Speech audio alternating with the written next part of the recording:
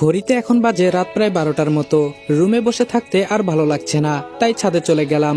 ছাদের এক কোণা থেকে অন্য কোণায় হাঁটাহাঁটি করছি, কখন যেন রিয়া ম্যাম আসবে। আমার কতদিনের ইচ্ছা রিয়া ম্যামকে দেখব। এই অপেক্ষার মাঝে একটা ভালো লাগা আছে। অনেকক্ষণ দাঁড়িয়ে থাকার পর হঠাৎ কারো পায়ের আওয়াজের শব্দ শুনতে পেলাম। আমার নাকে অন্যরকম একটা আলাদা ঘ্রাণ আসলো। হ্যাঁ, এটাই রিয়া ম্যাম ব্যবহার করে। আমি এই সুগন্ধি পেয়েই বুঝে গেলাম যে রিয়া ম্যাম চলে আসছে। সিঁড়ি বেয়ে একটা মেয়ে উপরে উঠে আসলো। রিয়া ম্যামের শরীরের ঘ্রাণে পুরো ছাদে সুবাস ছড়িয়ে গেছে।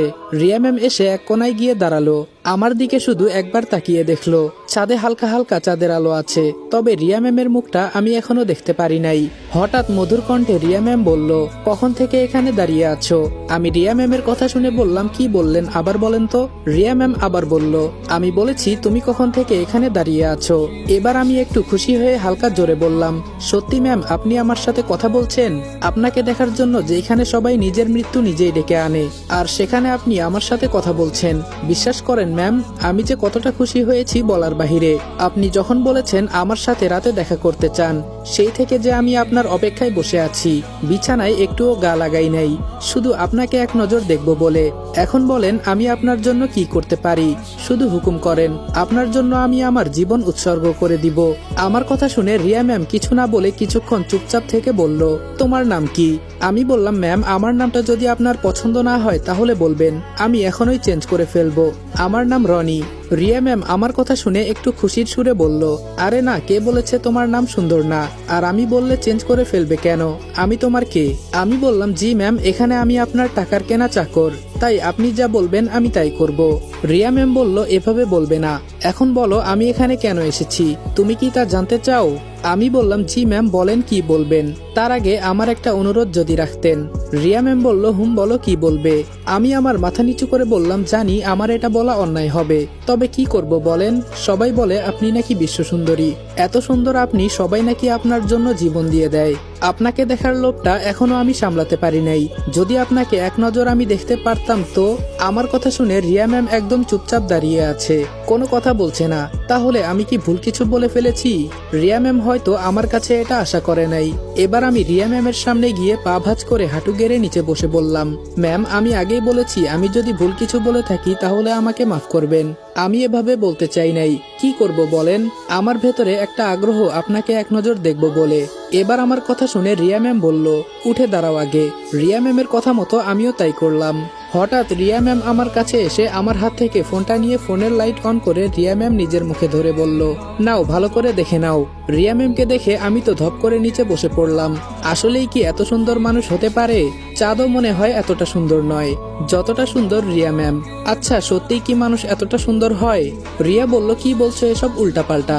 আমার এবার হুঁশ ফিরতেই মনে হলো যে আমি এগুলো এতক্ষণে রিয়া ম্যামকে শুনিয়ে শুনিয়ে বলছিলাম।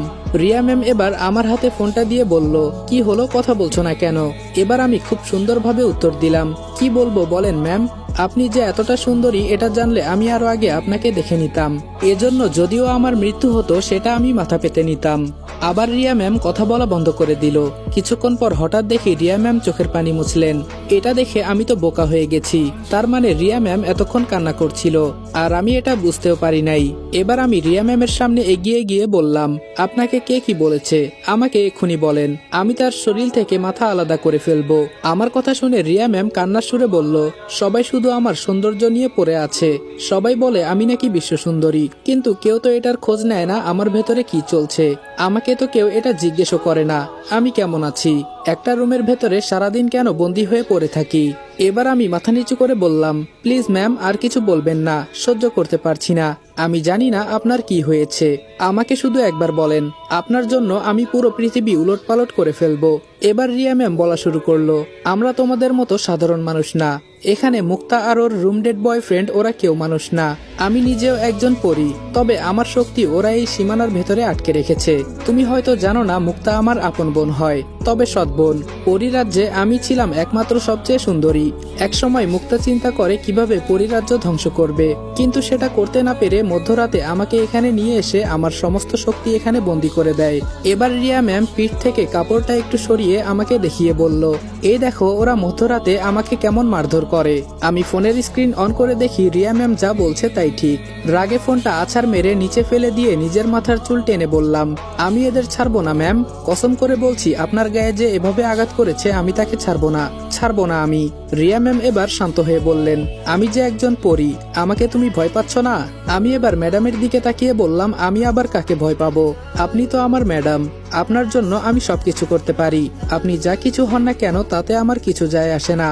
শুধু এটা জানি আমি আপনার জন্য সবকিছু করতে পারি। কেন জানি আমার মন বলছে আপনার কথা মানা আমার কর্তব্য। রিয়া ম্যাম বলল, তোমার আম্মুকে তোমার চাচাতো বোন আর তোমার সৎ বাবা মারতো না। এখানে মুক্তার জাদু শক্তি আছে, এটা অন্য একদিন বলবো, এখন শুধু এইটুকুই জেনে রাখো। এবার আমার মাথা দিয়ে রাগের কারণে ধোয়া বের হচ্ছে।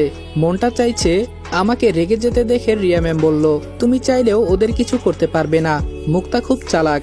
আমি বললাম, সবকিছুই তো বুঝলাম, কিন্তু আপনি যে বাবা।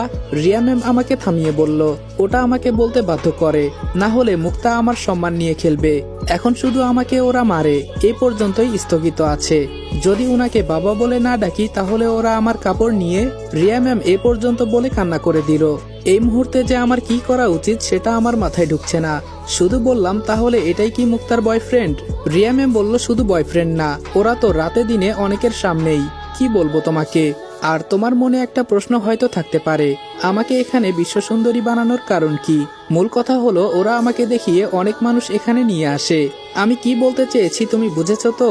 আমি বললাম, সবকিছুই বুঝলাম, তবে আপনি যে এখানে বন্দী এটাও আমি বুঝতে পারছি।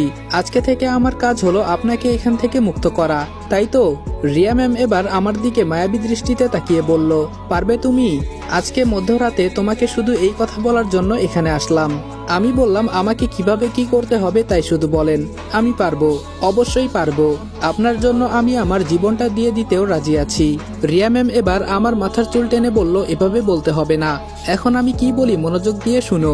আমি বললাম, জি ম্যাডাম বলেন। রিয়া ম্যাম ছাদের রুমটা ইশারা করে বলল, একমাত্র এই বাসা থেকে বের হওয়ার রাস্তা এই রুমের ভেতরেই আছে, তবে রুমের কোন জায়গায় আছে এটা আমি বলতে পারবো না। আজ পর্যন্ত যারাই এই রুমে ছিল সবাই মারা গেছে, শুধু তুমি আছো, এজন্য তোমাকে এই কথা বললাম। আমি বললাম, বুঝলাম, মুক্তা সবকিছু চালাকি করে তৈরি করেছে, তবে আমি বাঁচি আর মরি, এখান থেকে বের হওয়ার রাস্তা থাক আর না থাক, আমি প্রমিস করে বলছি আমি আপনাকে এখান থেকে মুক্ত করেই ছাড়বো, এটা আমার ওয়াদা। তবে আমার একটা কথা ম্যাম। রিয়া ম্যাম বলল, বলো। আমি বললাম, আপনি এখান থেকে মুক্ত হতেই আপনি আপনার মতো আপনার রাজ্যে চলে যাবেন। আমার যে এই পৃথিবীতে যাওয়ার মতো কেউ নেই, যে একজন ছিল তাকেও ওরা সবাই মিলে মেরে ফেলেছে। তো গাইস, গল্পের নেক্সট পার্ট যদি দেখতে চাও তাহলে তোমরা রেদন অল হাসান ভাই ইউটিউব চ্যানেলে চলে যাও। ইউটিউব চ্যানেল লিংক টিকটক বায়োতে দেওয়া আছে। তাছাড়া ইউটিউবে গিয়ে সার্চ করলে পেয়ে যাবা, রেদন অল হাসান ভাইয়া সার্চ করবা, তাহলে আমাদের গল্পটা সবার আগে পেয়ে যাবা। আর সবার আগে কিন্তু ইউটিউবেই আসে। আর টিকটকে যদি নেক্সট পার্ট খুব তাড়াতাড়ি চাও তাহলে 1000 কপি লিঙ্ক করে দাও। আর সম্পূর্ণ গল্প দেখতে হলে এখনই ইউটিউব চ্যানেলে চলে যাও। তো তোমরা এখনই লাইক, কমেন্ট, শেয়ার যা যা করা লাগে তা বেশি বেশি করে দাও। আর আইডিতে যারা নতুন আছো তারা এখনই আইডিটা ফলো করে দাও। তো দেখা হচ্ছে নেক্সট ভিডিওতে। সবাই ভালো থাকো, সুস্থ থাকো, খোদা হাফেজ।